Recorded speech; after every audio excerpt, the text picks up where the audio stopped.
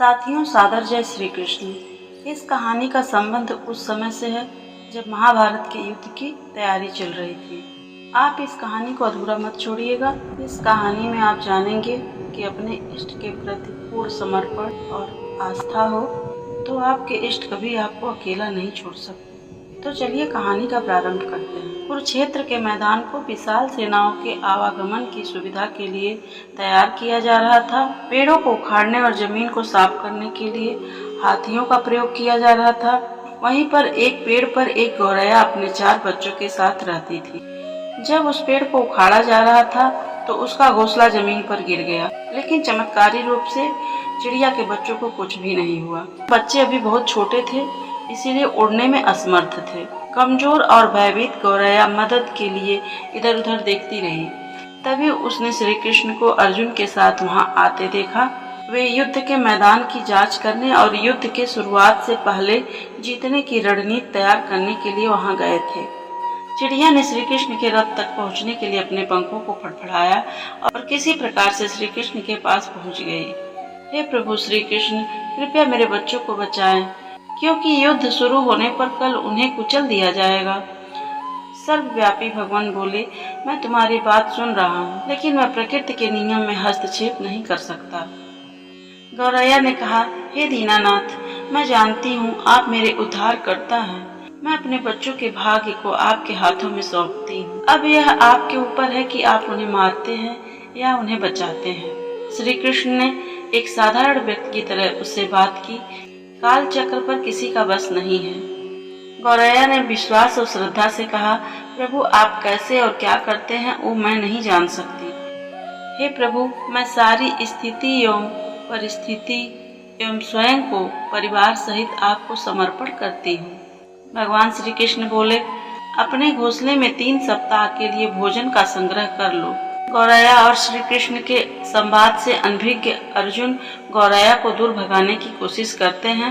गौरैया ने अपने पंखों को कुछ मिनट के लिए फुलाया और फिर अपने घोंसले में वापस चली गई। 2 दिन बाद जब युद्ध शुरू करने की घोषणा की गई, श्री कृष्ण ने अर्जुन से कहा कि अपने धनुष और बाण मुझे दे दो। अर्जुन चौंक गए, क्योंकि श्री कृष्ण ने युद्ध में कोई भी हथियार नहीं उठाने की शपथ ली थी। मुझे आज्ञा दे प्रभु, अर्जुन ने दृढ़ विश्वास के साथ कहा। मेरे तीरों के लिए कुछ भी अभेद नहीं है। इसके अतिरिक्त अर्जुन का मानना था कि वह ही सबसे अच्छा धनुर्धर है। श्री कृष्ण ने चुपचाप अर्जुन से धनुष लेकर एक हाथी को निशाना बनाया, लेकिन हाथी को मार के नीचे गिराने के बजाय तीर हाथी के गले की घंटी में जा टकराया और एक चिंगारी सी उड़ गई। अर्जुन यह देखकर हंसने लगते हैं कि श्री कृष्ण एक आसान सा निशाना चूक गए। वह कहते हैं, क्या मैं प्रयास करूं?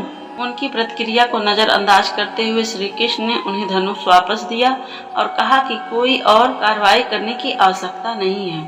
अर्जुन कहते हैं, हे केशव, आपने हाथी को क्यों तीर मारा?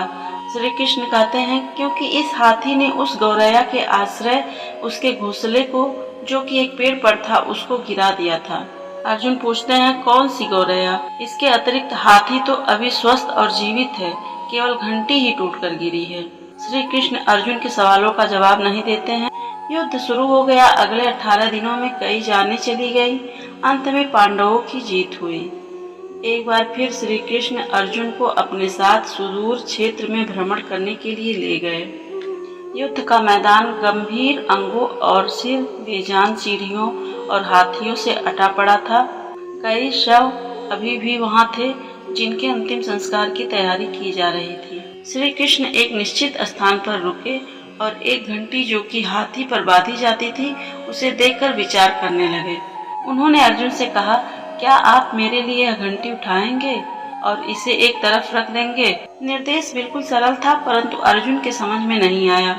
आखिरकार विशाल मैदान में जहाँ बहुत सी अन्य चीजों को साफ करने की जरूरत थी, श्री कृष्ण उसे धातु के एक टुकड़े को रास्ते से हटाने के लिए क्यों कहेंगे? उसने प्रश्नवाचक दृष्टि से उनकी ओर देखा।